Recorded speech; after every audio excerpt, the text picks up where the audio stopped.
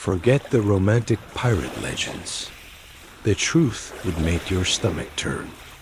Out here, surrounded by endless water, not a drop to drink, and no way to stay clean. So, why were pirates so filthy?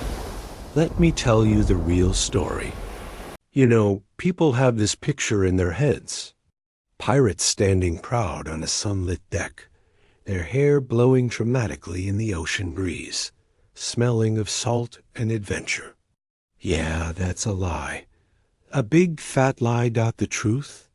If you were unlucky enough to step aboard a pirate ship in the 1700s, the first thing that would hit you wouldn't be the glory or the treasure or even the thrill of the open sea. It would be the smell. That awful, thick stench that stuck in your nose and on your clothes, and no matter how much you scrub it, it wouldn't leave. You'd smell sweat weeks old, damp wood that had been soaked in seawater and never dried, rotten rope, and something else, something sour and sharp that you couldn't quite name until you realized it was human waste, pooling somewhere in the lower decks. And here's the cruel twist. They were surrounded by water, right? Miles and miles of it in every direction. But not a single drop was drinkable, and certainly not for washing. Salt water doesn't just leave you sticky. It burns, cracks the skin, and makes clothes stiff as boards. Try rinsing your face with it, and you'll come out feeling worse than before bathing. Forget it. Fresh water was worth more than gold at sea. Every barrel had to be rationed, guarded like treasure, because if the supply ran low before reaching land, that was it. You'd die of thirst long before dirt or stink could kill you. So the pirates, they learned to live with it. The filth, the grease in their hair, the sores on their skin from weeks without washing. And they carried it with them, through battles, through storms, through drunken nights of rum and cards. Imagine this. You're a young man, maybe 17, just joined a crew for the promise of gold and glory. You think you're ready for anything. Then, on your first night, lying in a cramped hammock, you can feel the lice crawling in your clothes. You can hear someone vomiting 2 feet away, and the air is so heavy with rot you have to breathe through your mouth. You start to wonder if you've made the worst decision of your life. But here's the thing, this wasn't because pirates were too lazy to be clean. It was because life at sea made it nearly impossible. And that's where the real story begins. You might think the ocean is this endless, generous thing, a giant blue gift wrapping the whole planet. But for pirates, it was more like a giant blue prison. Sure, there was water all around them, too much of it, in fact, but it was all the wrong kind. Salt water was a curse.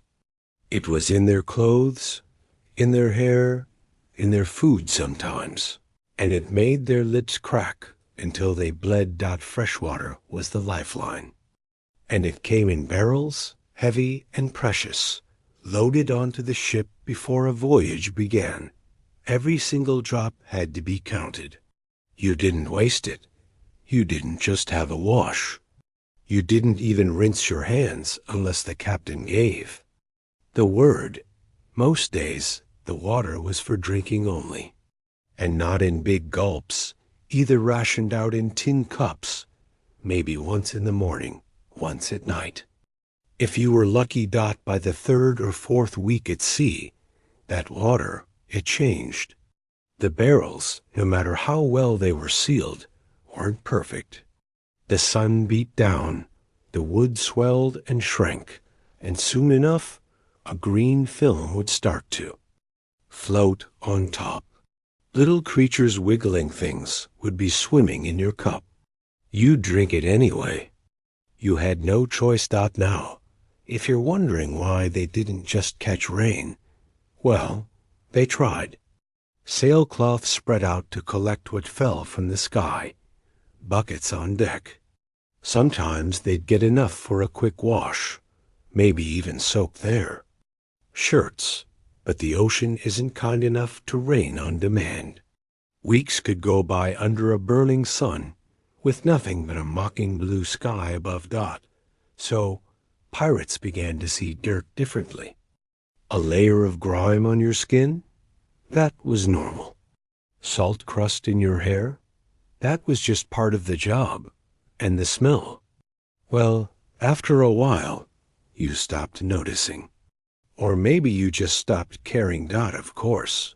It wasn't just about comfort. Dirty. Hands, filthy cooking pots, and no way to clean wounds properly. It all meant infection. A tiny cut could turn into a fever. A fever could turn into death. And on a ship where the air barely moved below deck, sickness spread like wildfire. When you think of pirates, you picture the gold, the battles, the flags snapping in the wind. But the truth is, half the fight was just against the filth, and the filth usually won. Food on a pirate ship was never about taste. It was about survival. And sometimes, even that was a gamble. Before setting out, the crew would load up whatever they could get their hands on. Barrels of salted meat, sacks of hardtack, dried peas. Maybe some rum or beer to keep the spirits up. On day one, it didn't seem so bad. You could almost imagine you were just on a rough camping trip. But give it a week or two, and things started to turn.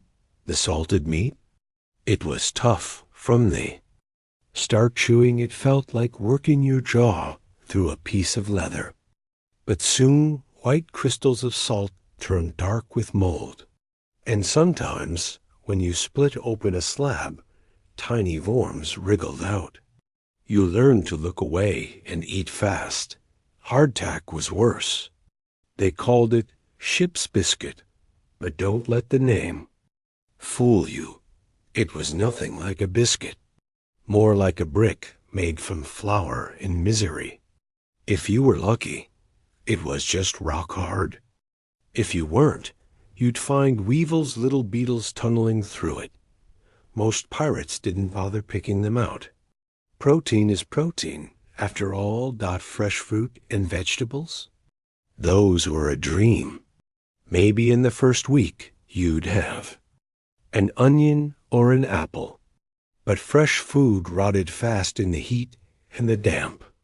By the time the barrels of meat had started to stink, the last of the fresh produce was long gone. And the smell. Oh, the smell. Below deck, where the food was stored, the air was thick with rot. You could taste it just walking past the galley. The cook, usually a man missing more fingers than he had left, would stir a pot of stew so questionable you didn't ask questions. Better not to know. Eating this way didn't just kill your appetite, it killed your health. Without fresh fruit or vegetables, scurvy crept in. First, your gums bled. Then your teeth loosened. Your joints ached. In the worst cases, old wounds would reopen, and your skin would bruise if you so much as bumped into the mast. But there was no other option. No market stalls in the middle of the ocean. No bakeries or fresh wells. Just the ship, the sea, and whatever was in the barrels. So pirates ate what they had. And they swallowed more than just food. They swallowed the taste of decay, the smell of mildew, and the knowledge that every bite might be making them sicker. If the deck was bad, the space below it was hell.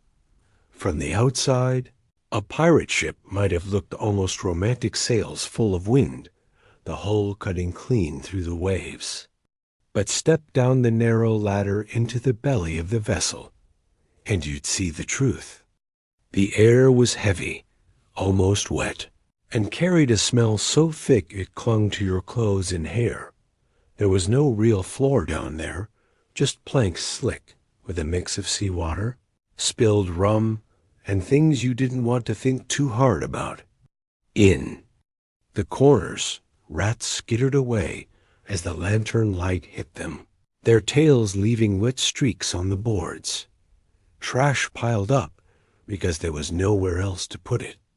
Broken bits of rope, scraps of cloth, spoiled food sometimes tossed overboard, but more often left to rot until someone decided it was worth the effort to haul it up. And the smell of it all? Rotten meat, mold, the sour stench of sweat. It blended into a stink you couldn't escape. Sleeping quarters? Just rows of hammocks strung so close together you could feel your neighbor's breath. Clothes were never really dry, which meant they never really smelled clean. And the the itch lice, fleas, and sometimes worse, crawling under shirts and into hair. You could scratch until you bled, and still they'd be there in the morning, Dot. And here's the thing. When it rained, the water didn't magically make things better. It just seeped through the planks, mixing with everything on the floor. The result was a sticky, foul mess that clung to your boots and made you track it everywhere. Food storage was down here, too. Imagine barrels of meat sitting in that damp. Heat, the salt crust starting to melt, the smell leaking out into the air you breathed every second. The galley was basically a wooden box with a fire in it, and smoke clung to the ceiling, turning the wood black over time. Some pirates tried to keep things tidy, sweeping the deck, throwing out scraps, but it was like trying to clean a mud pit while standing in the rain. No matter what you did, the filth always came back. And yet, for all of this, life below deck was where most of the crew spent their time when they weren't working topside. Eating, sleeping, gambling, telling stories. It all happened in that cramped, stinking space. The ship was their home, and that home smelled like death warmed over. On land, a small cut is nothing. You wash it, maybe wrap it up, and forget about it.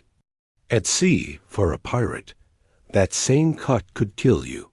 The ocean might look clean, all sparkling blue under the sun, but it's crawling with life-tiny organisms, ready to infect any open wound. And without clean, fresh water or real medicine, there was no way to properly disinfect anything. If you were lucky, someone might pour a little rum over the injury.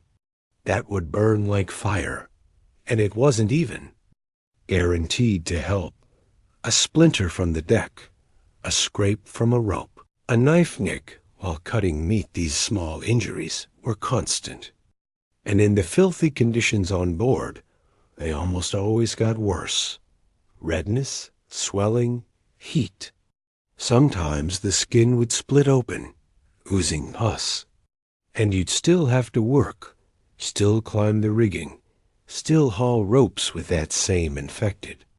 And then there were the fevers. Scurvy was bad enough, but typhus, dysentery, and even smallpox sometimes found their way onto ships. Once sickness started spreading in the cramped, airless space below deck, it moved fast. One man coughing on. Monday could mean 10 men too weak to stand by Friday. The ship's surgeon, if there was one, wasn't always much help. Sometimes he was just another sailor who owned the saw and a few rusty knives. Amputations happened right there on the deck, in front of the crew, the smell of blood mixing with the ever-present stench of rot. No anesthesia, just a bottle of rum to bite down on and a prayer you wouldn't bleed out. And death, well, it wasn't rare. The sea took plenty of lives, but so did the dirt, the sickness, and the sheer inability to keep things clean. Bodies were sewn into sailcloth, weighted with cannonballs, and slid over the side into the deep. The ocean claimed them quickly, and the ships sailed on, as filthy as before. The worst part? Nobody expected anything better. Hygiene wasn't a choice, it was an impossibility. Clean water was for drinking, not washing. Medicine was scarce, and every day brought new injuries. Pirates accepted that sooner or later the ship would make them sick. It was just part of the life they'd chosen. Or maybe the life that had chosen them. You can tell a lot about a man from his clothes. For pirates, their clothes told the same story over and over. Hard work, harsh weather, and no soap in sight. Most pirates owned one set of clothes. Maybe two, if they were lucky, or if they'd plundered something that fit. And they wore them day in, day out, in the blazing sun, in the pouring rain, in the cold spray of the sea. There was no changing into something fresh at the end of the day. This was it. You slept in them, worked in them, fought in them. Washing clothes wasn't really an option. Fresh water was far too precious to waste, and salt water only made things worse. It left fabric stiff, itchy, and crusted with white stains. Plus, washing in seawater didn't remove the smell. It just added another layer to it, so the clothes soaked up everything. Sweat, fish guts, spilled rum, the smoke from cooking fires, the smell of tar from the ropes. After a few weeks, they were more like armor made of filth than anything else. And then there were the hammocks. Each man had his own, strung between beams below deck. But these weren't washed either. They absorbed the same mix of sweat, salt, and mildew, and they rarely dried out completely. On damp nights, you'd climb into your hammock and feel the cold, wet fabric cling to your skin. Bedding, if you could call it that, was another haven for lice and fleas. You'd feel them moving, biting, sometimes in the middle of the night. You'd wake up scratching like mad, but no matter how much you scratched, they always came back. The next day, you'd be back in the same clothes, on the same hammock, surrounded by the same pests. Some pirates tried to patch their clothes when they tore, using whatever scraps they could find. Others didn't bother the fabric hung in. Strips exposing skin that was sunburned in some places, pale in others. But a ragged shirt was still better than no shirt at all. Even boots told the same story. They might start as sturdy leather, but salt water warped them, cracked them, and made them reek. Some pirates ditched boots altogether, preferring bare feet, even if it meant splinters and burns from the hot deck. In the end, pirates' clothes weren't just dirty. They were part of him. Every stain told a story. Every tear marked a battle. Or a storm. And they carried those stories, and that smell, wherever they went life that had chosen them. On land, you might take certain things for granted. A bar of soap, a comb, maybe even a toothbrush. For pirates, those things were luxuries, if not outright fantasies. Soap was rare on a ship, and when it did appear, it wasn't the nice, fragrant kind. It was a harsh, lumpy block made from animal fat and lye, the kind that burned if it got in your eyes. And nobody wasted it on bathing, unless there was a real reason like scrubbing a wound or cleaning the captain's shirt for some special occasion. Most of the time, it stayed tucked away in a chest, saved for trade or bargaining. Combs, razors, those were just as rare. Hair grew wild on a pirate ship, tangling in the wind and matting with salt and sweat. Some men hacked it shorter with a knife when it got unbearable, but most just let it go. Beards sprouted thick and untrimmed, crawling down necks and blending with sunburned skin. Shaving was almost unheard of. Without a steady hand and a mirror, not to mention clean water, you'd be more likely to cut yourself than get a smooth face. And remember, a cut on a pirate ship was an invitation for infection. So the beard stayed, and then there were the teeth. This was long before toothpaste or proper dentistry, and pirate diets were a nightmare for oral health. No fresh fruit meant no vitamin C, which kept gums healthy. Instead, their teeth rotted slowly in their mouths. They turned black, loosened, and fell out. Some pirates had gaps where half their smile should be. Others had breath so foul you could smell it before they spoke. A few tried to improvise chewing on sticks or rinsing with rum, but it didn't help much. Rum might kill some germs, but it also dried out the mouth, making the rot worse in the long run. Nails grew long and dirty. Ears collected salt and grime. Even something as simple as washing your hands after handling raw fish was a luxury they couldn't afford. The truth was, pirates learned to ignore it all. The smell, the dirt, the tangled hair, it became invisible to them, even though it was the first thing anyone else noticed. And yet, for all this neglect, many pirates wore their filth like a badge of honor. It proved they'd been at sea, that they'd endured storms and battles, but they weren't soft like the folks on land. Cleanliness wasn't just impossible, it wasn't even the goal. Asterisk. At first, the filth bothered you. You'd gag at the smell below deck, wrinkle your nose when you passed the food stores, and scratch until your skin turned red. You'd dream of fresh water, clean sheets, maybe even a warm bath. But the sea has a way of changing you. After a few weeks, something strange happens you stop noticing. Your nose just gives up. The constant stench becomes the background noise of your life, like the creak of the ship or the crash of the waves. You stop flinching when you see a rat dart across the galley. You stop caring if the man next to you hasn't washed his hands in a month. Because you haven't either. It's not that the filth gets any better. It doesn't. It's that your mind finds a way to live with it. The human brain is funny like that. If you can't change something, you adapt.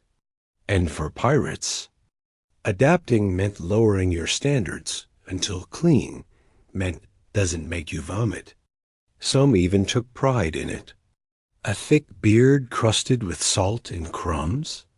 Proof you'd been through a storm and lived to tell about it. Clothes stiff with sweat and tar? A sign you'd hauled ropes, climbed masts, fought battles. Dirt was experience.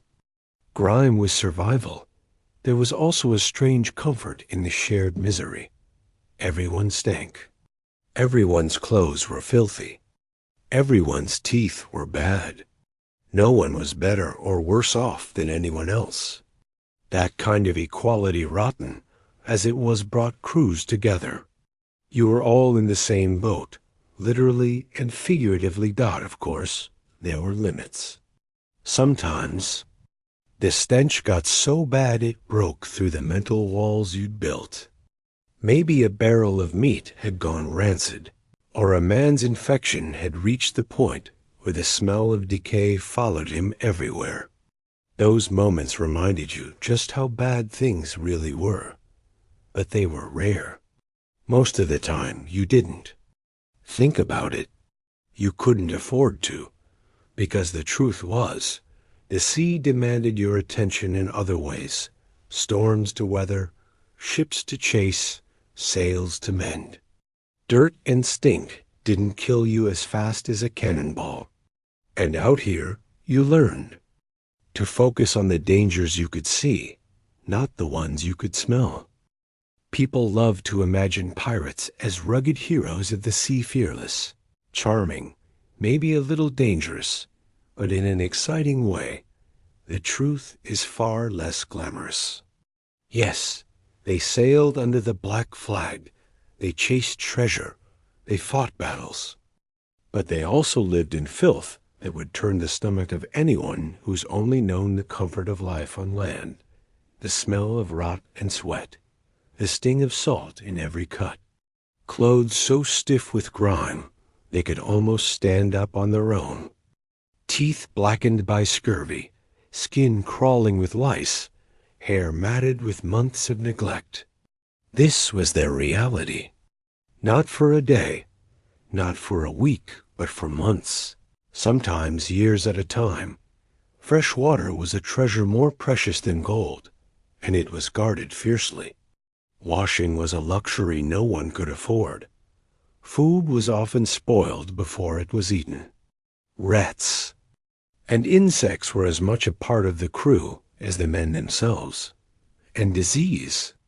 Disease was always waiting, just one bad cut or one unlucky cough away. But perhaps the strangest part was how they endured it, how they adapted, even embraced it, as a badge of life at sea. The dirt became proof of survival, the smell a sign you belonged. On land, they might have been seen as filthy outcasts. At sea, they were brothers in crime, and when they came ashore, people noticed, not the gold, not the stories, but the stink. It clung to them, a reminder of the months spent in that floating world of salt, sweat, and sickness. No matter how much they washed, it lingered, because it was more than just dirt on their skin. It was the life they'd lived out. So the next time you picture a pirate standing proudly at the helm, the wind in his hair and the sun on his face, remember what you can't see: the crust of salt on his clothes, the sores on his skin, the rotting food in the galley, the stale air below decked out. It doesn't make for a pretty picture, but it's the truth. And maybe that truth is even more impressive than the legend, because it means every pirate you've ever heard of didn't just survive the battles and the storms. They survived the ship itself,